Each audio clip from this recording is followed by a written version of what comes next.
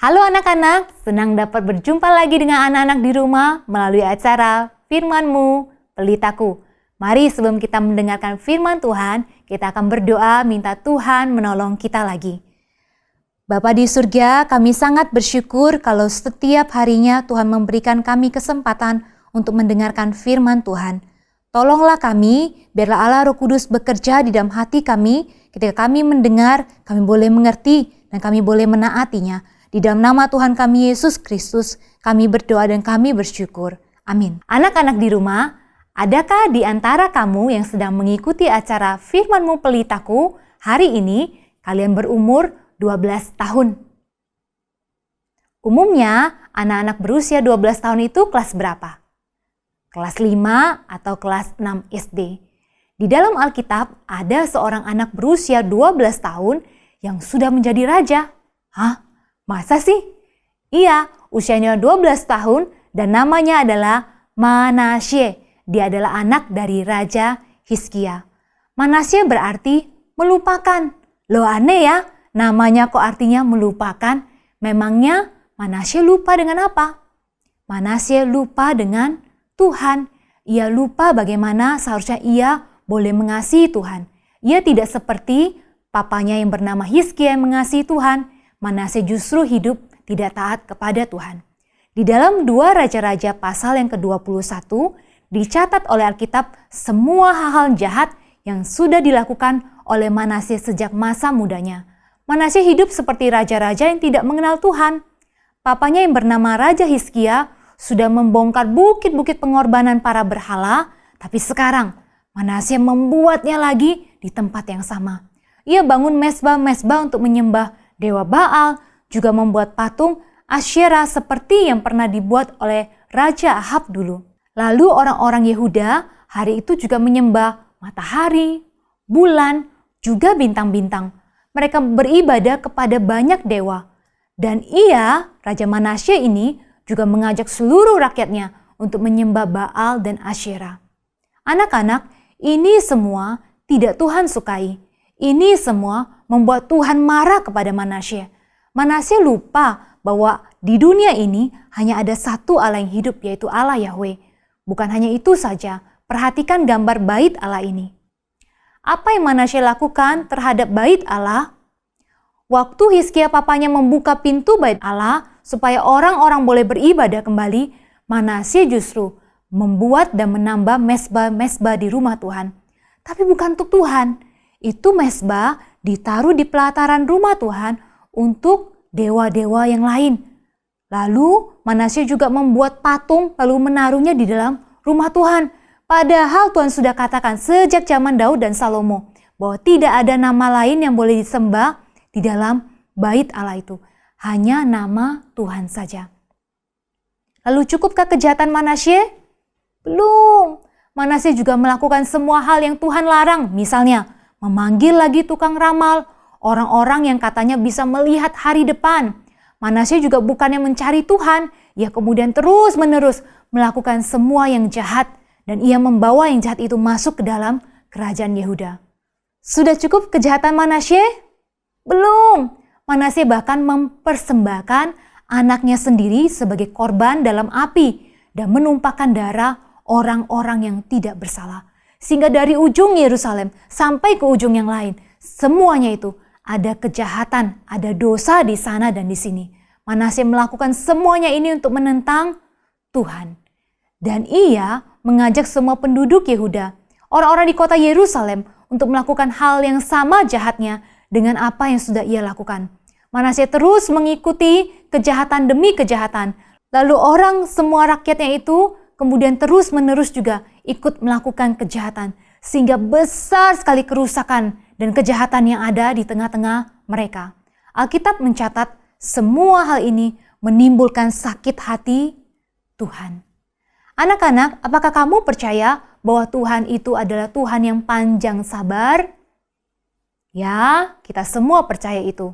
Tapi coba lihat, ingat beberapa bagian firman Tuhan ini ya. Ada 3 bagian. Ketiga ayat-ayat ini mengingatkan kita bahwa Tuhan itu panjang sabar dan besar kekuasaannya. Tapi ia tidak sekali-kali membebaskan dari hukuman orang yang bersalah.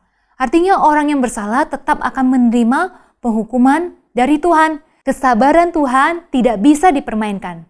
Hari ini berdosa, besok berdosa lagi, lusa berdosa lagi, dan terus begitu bermain-main dengan dosa, lalu pikir, kan Tuhan itu baik ya, Tuhan kan sabar ya, saya boleh terus berbuat dosa. Hal ini tidak benar anak-anak.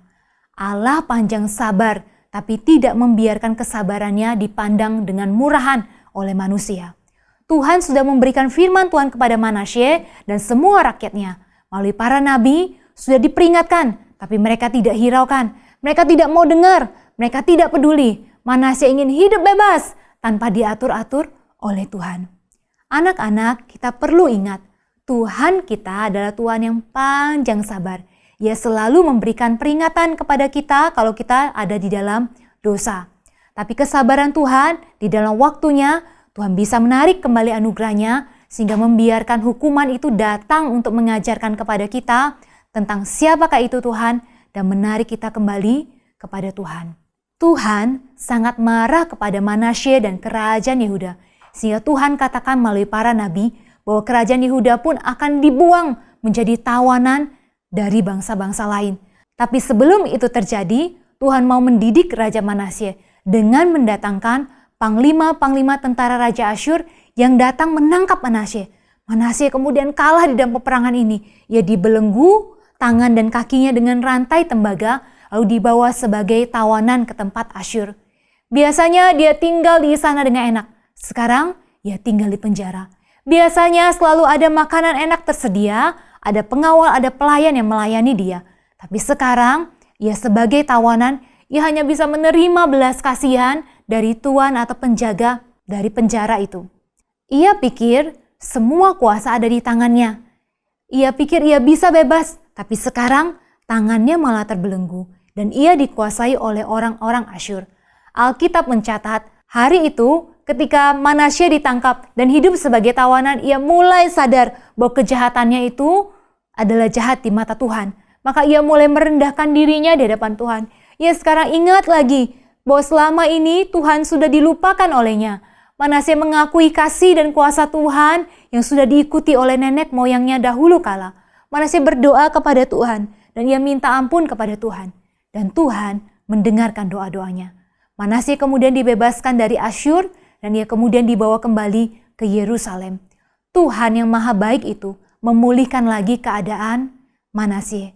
Dan kita lihat apa yang Manasye lakukan sekarang setelah menjadi orang yang dibaharui oleh Tuhan. Ia memerintah sebagai raja yang baik. Ia memperkuat Yerusalem. Waktu ia lihat temboknya yang rusak, ia memperbaikinya. Ia menaruh panglima-panglima perang yang kuat di kota-kota berkubu di Yehuda.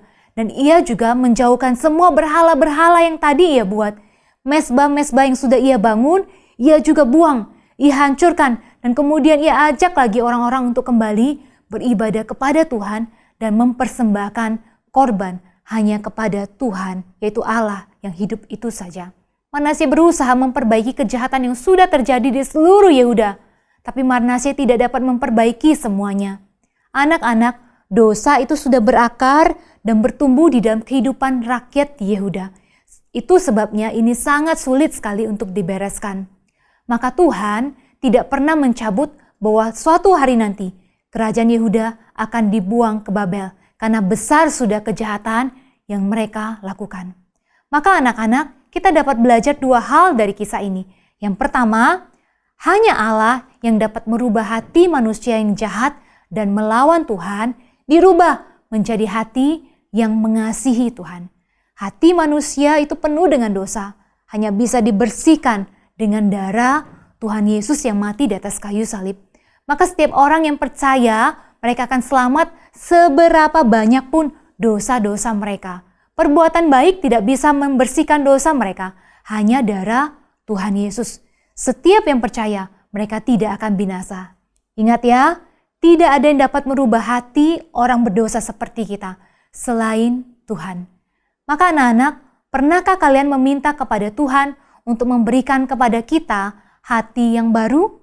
Hati yang benci dosa, hati yang tidak mau lagi melakukan yang jahat, hati yang mau mengasihi Tuhan dan mau melakukan apa yang Tuhan suka. Percayalah kepada Tuhan Yesus Kristus, karena Dia saja, senakal apapun kamu, senakal apapun kita, sejahat apapun kita dapat dirubah menjadi anak-anak Tuhan yang menjadi berkat bagi dunia ini. Ini pelajaran yang pertama. Yang kedua, kita belajar bahwa akibat dosa tidak mudah untuk dihapuskan.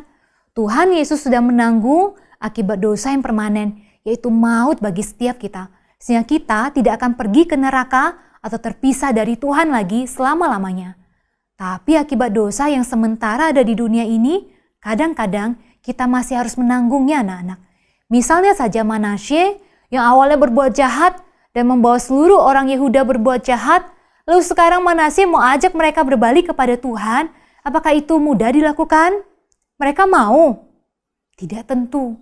Lihat ya, satu kali dosa dilakukan ada akibat yang juga buruk, bukan hanya bagi diri kita sendiri, tapi juga bagi orang lain. Kalau misalnya anak-anak suka berbohong, kamu bukan hanya membuat dirimu rugi, tapi juga orang lain.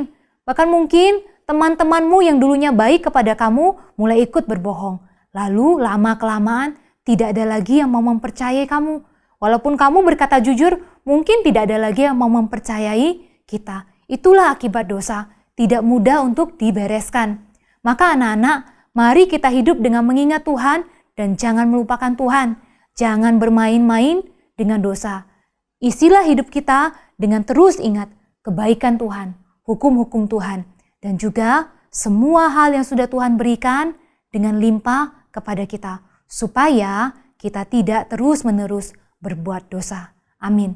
Anak-anak, mari kita akan menutup di dalam doa. Bapa di surga, kami sangat bersyukur kepada Tuhan untuk firman yang sudah Tuhan berikan kepada kami. Tuhan, ampunilah kami kalau kami terus-menerus bermain-main dengan dosa. Ampuni kami Tuhan kalau hidup kami tidak jadi berkat bagi orang lain, malah hidup kami menjadi celaka bagi orang lain karena dosa-dosa yang kami buat.